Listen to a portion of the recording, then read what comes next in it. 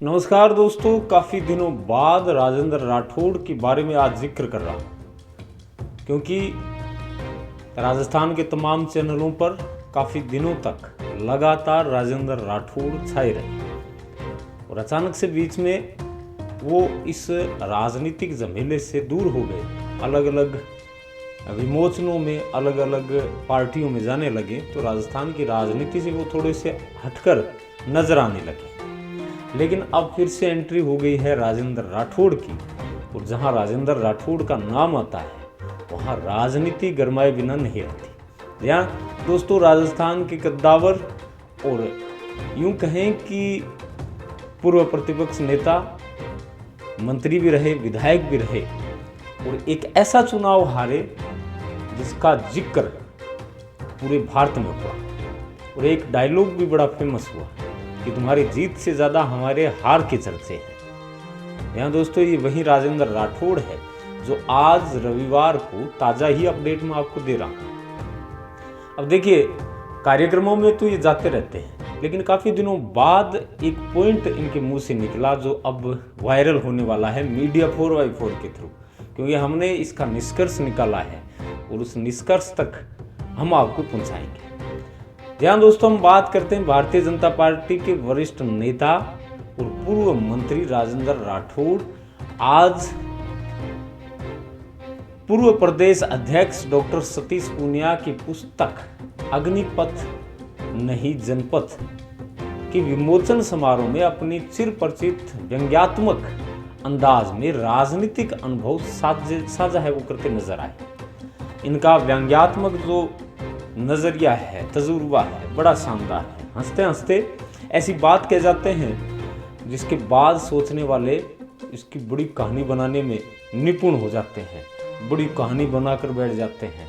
जी हाँ दोस्तों, आखिर वो व्यंग्य क्या था, उस व्यंग्य तक भी मैं आपको लेकर चलूंगा। लेकिन उससे पहले डॉक्टर सतीश पूनिया की उस पुस्तक के बारे में भी मैं आपको बता दूं। अग्निपथ नहीं जनपथ एक ऐसी पुस्तक है जिसमें सतीश पूनिया ने अपना राजनीतिक अनुभव तो साझा किया ही किया है, साथ में एक ऐसा सीख देने वाला पर्चा भी नोट कर दिया जिसे आप सबको पढ़ना जरूरी है। जो राजनीति में खासा दिलचस्पी रखते हैं उन्हें ये पुस्तक जरूर मंगानी चाहिए, पढ़नी चाहिए।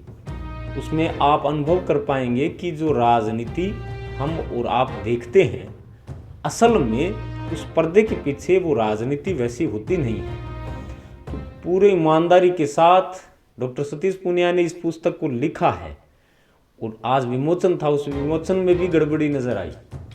राजेंद्र राठौड़ और कटारिया साहब और अन्य जो नेता हैं भाजपा के छोटे बड़े, वो सब नजर आए, लेकिन एक व्यक्ति न्योते की लिस्ट से गायब थे। उसके बारे में भी हम चर्चा करेंगे। राठौड़ ने मुस्कुराते हुए कहा कि सतीश जी, आपको और मुझे सांप ने तब डसा जब हम सत्ता की शीर्ष की उस सीढ़ी पर चढ़ चुके थे। और राठौड़ की इस टिप्पणी से पूरा जो होल था वो खिलखिलाकर हंस पड़ा। अब देखिए, हंसकर तो जो गणमान्य थे उन्होंने बात को टाल दिया, लेकिन इन्होंने एक बात कही कि मुझे और आपको वो सांप तब डसा जब हम राजनीति की उस शीर्ष सीढ़ी पर हम चढ़ने ही वाले थे। समझिए इस बात को। राठौड़ खुद जानते हैं, सतीश पूनिया खुद जानते हैं कि यदि हम जीत जाते तो हमारा पद क्या होता और आज राजस्थान की राजनीति में कद कैसा होता। बस यही व्यंग्य था, यही राजनीति थी, और इस पर ठेस पहुंचा गए चूरू के सांसद और युवा नेता राहुल कसवा। बस एक नाम रहता है भतीजे का और उधर काके का।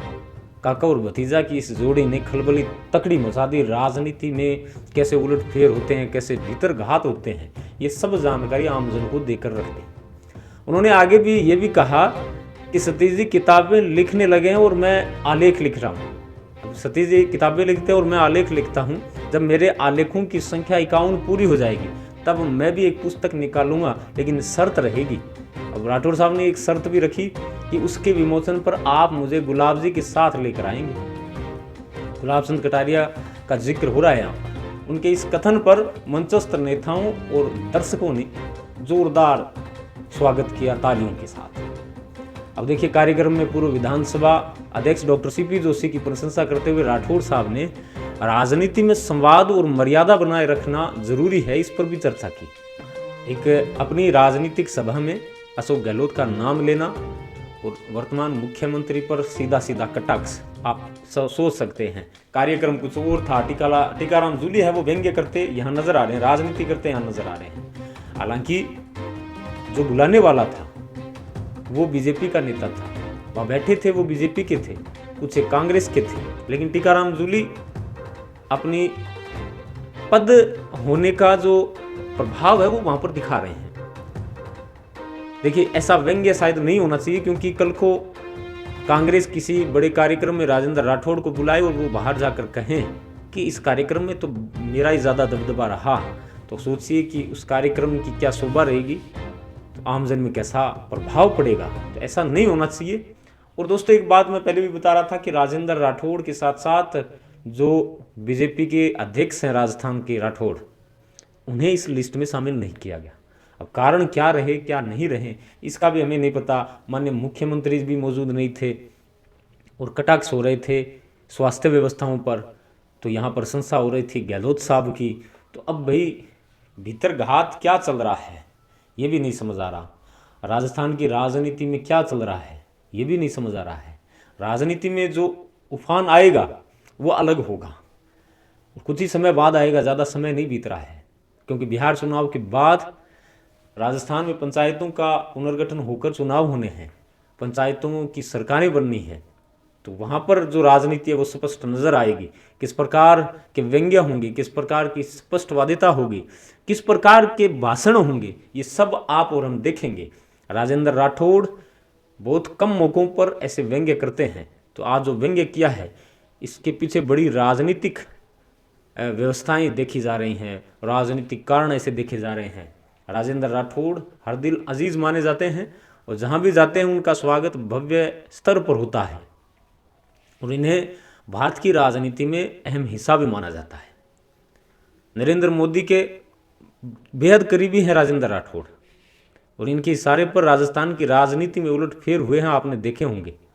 खुद चुनाव जरूर हारे हैं, लेकिन उस हारे हुए चुनाव की बदौलत ही आज पूरे भारत में इनकी एक अलग पहचान है। राजेंद्र राठौड़ इन्हें यूं ही नहीं कहा जाता, ये तो देखिए मानना पड़ेगा। जिस प्रकार ये रणनीति बनाकर पूरे दिन काम करते हैं, ऐसा शायद ही कोई नेता आपको देखने को मिलेगा, क्योंकि ये राजेंद्र राठौड़ है। राजेंद्र राठौड़ बनना बड़ा कठिन है।